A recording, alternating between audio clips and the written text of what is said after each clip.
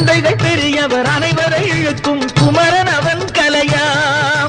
கோவிலின் அருகினில் கூடிய கூட்டங்கள் தலையா கலையா